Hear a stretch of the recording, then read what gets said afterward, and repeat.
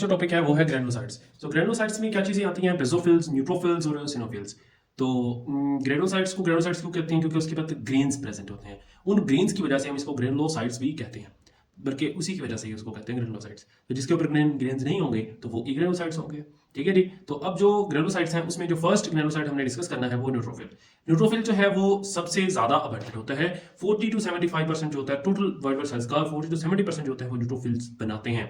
और जो न्यूट्रोफिल का साइज अगर आप देखें तो स्लाइटली बड़ा होगा किसी वाइट आपका रेड ब्लड सेल से, रेड ब्लड सेल से थोड़ा सा बड़ा होगा। और उसके 3 to 5 लोब होते हैं और वो 3 to 5 लोब की वजह से वो यू शेप या फिर एस शेप स्ट्रक्चर बन जाता है। उसके बाद उसकी उसकी 3 to 5 लोब हो जाने की वजह से उसको पॉलीमोर्फोन्यूक्लियर भी कहते हैं, पॉलीमोर्फोन्यूक्लियर ल्यूकोसाइट्स, क्योंकि उसके अंदर से ज्यादा न्यूक्लियस होते हैं और मोर्फोलॉजिकली मतलब स्ट्रक्चरली डिफरेंट होते हैं उसके लोब्स डिफरेंट होने की वजह से 3 लोब, 4 लोब, 5 लोब, और वो लोब उसको एस शेप बना सकते हैं या यू शेप बना सकते हैं। उसकी वजह से इसको पॉलीन्यूक्लियर ल्यूकोसाइट्स भी कहते हैं और इसको सिंपली पॉलीज भी कह सकते हैं।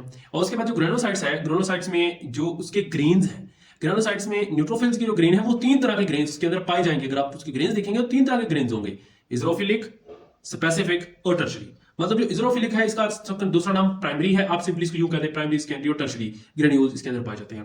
प्राइमरी का दूसरा नाम इज़ोफिलिक होता है और सेकेंडरी स्पेसिफिक होते हैं हर ग्रेनुलोसाइट्स के लिए, और टर्शरी जो होता है वो उसका कोई सेकंड नेम नहीं है। उसके बाद जो सबसे ज्यादा पाया जाने वाला है वो यूरोफिलिक है।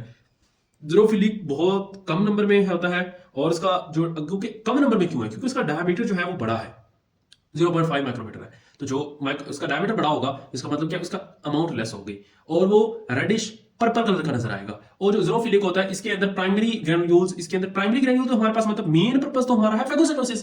तो यहां से आप याद रखते हैं कि लाइसोसोम्स जो है वो बेसिकली हमारा बेसिक पर्पस को पूरा कर रहे हैं। लाइसोसोम्स का काम है इंगल्फ करना। सो उसके बाद लाइसोसोम्स के अंदर एंजाइम्स कौन कौन से होते हैं, एसिड फॉस्फेटेज, माइलोपेरोक्सीडेजेस। तो ये जो काम है ये लाइसोसोम्स का, तो वो ये 2 एंजाइम्स करते हैं, एसिड फॉस्फेटेजेस और पेरोक्सीडेजेस। और ये एसिड फॉस्फेटेज और पेरोक्सीडेज बनाते हैं लाइसोसोम, और लाइसोसोम जो होता है वो यूरोफिलिक ग्रेन्यूल्स में पाया जाता है। इसी लाइसोसोम्स की वजह से इसको प्राइमरी भी कहते हैं, क्योंकि हमारा मेन पर्पस जो है इंगल्फिंग करना है।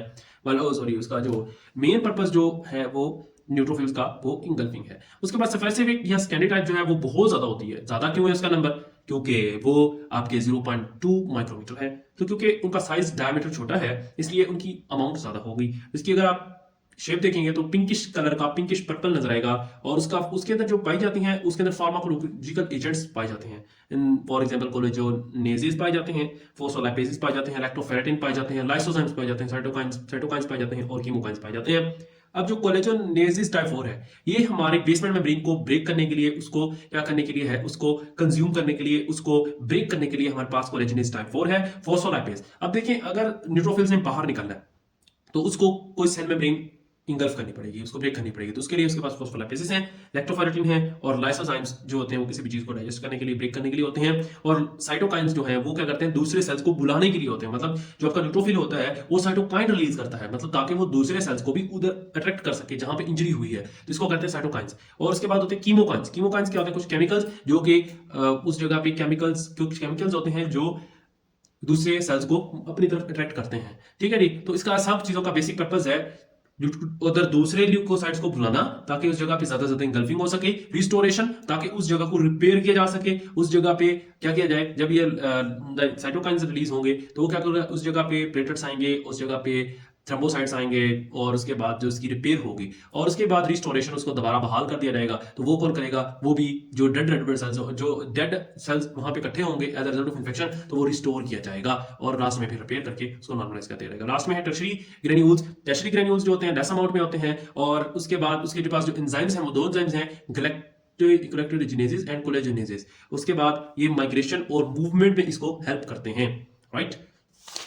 सो नेक्स्ट जो हमारे पास वो है फंक्शन ऑफ ग्रेनुलोसाइट्स। तो ग्रेनुलोसाइट्स जो होते हैं फर्स्ट लाइन ऑफ डिफेंस के तौर पे काम करता है।